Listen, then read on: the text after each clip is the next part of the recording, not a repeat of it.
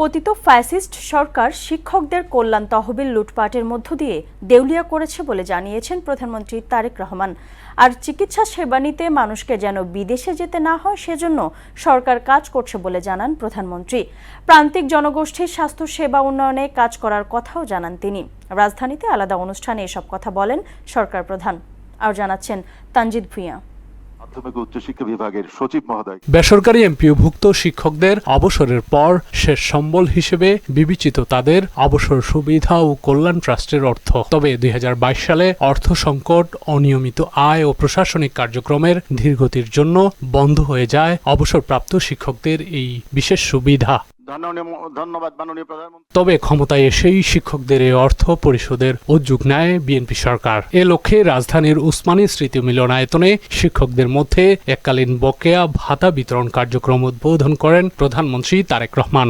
অনুভূতি ব্যক্ত করার জন্য ধন্যবাদ জানাই। এ সময় তিনি শিক্ষকদের উদ্দেশ্যে বলেন, শিক্ষকদের ভাতা উঠাতে ঘুষ দিতে হতো। পতিত ফ্যাসিস্ট সরকার শিক্ষকদের কল্যাণ তহবিলও লুটপাট করে দেউলিয়া করেছে বলে জানান প্রধানমন্ত্রী। ফ্যাসিবাদী চক্রের লুটপাটের কারণে অবসরপ্রাপ্ত শিক্ষক শিক্ষিকাগণ 2022 সাল থেকে এই তহবিল হতে কোনো টাকাই পাচ্ছিলেন না। বর্তমান সরকার রাষ্ট্র পরিচালনার দায়িত্বে আসার পর অবসরপ্রাপ্ত শিক্ষক শিক্ষিকাদেরকে অবসরকালীন সুবিধার টাকা দেওয়ার সিদ্ধান্ত গ্রহণ করে।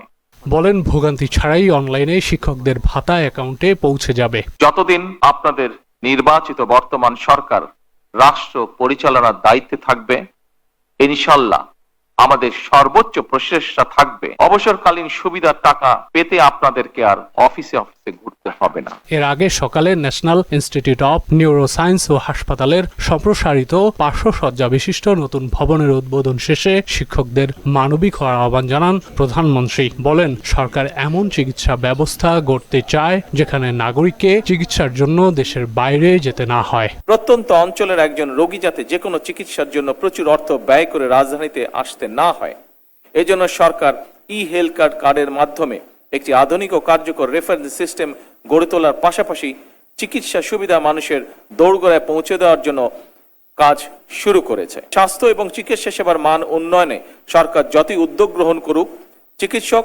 স্বাস্থ্য বিশেষজ্ঞ, গবেষক, সর্বোপরি স্বাস্থ্য খাতের সঙ্গে সংশ্লিষ্ট সকলের ভূমিকার উপরেই স্বাস্থ্য এবং চিকিৎসা সেবার সাফল্য নির্ভর করছে। এ সময় চলতি বছর অক্টোবরে খুলনা, বরিশাল, রংপুর ও রাজশাহী বিভাগ সহ কুমিল্লা জেলায় একটি করে 200 শয্যা বিশিষ্ট বিশেষায়িত শিশু হাসপাতাল চালু করবে সরকার। বাজেটে স্বাস্থ্য খাতে এ যাবৎকালে সর্বোচ্চ বেশি বরাদ্দ দিয়ে বর্তমান সরকার প্রমাণ করেছে সরকার সুস্বাস্থ্যের বাংলাদেশ গড়তে চায়। তানজিদ ভুঁইয়া, মোহনা সংবাদ, ঢাকা। দেশে একটি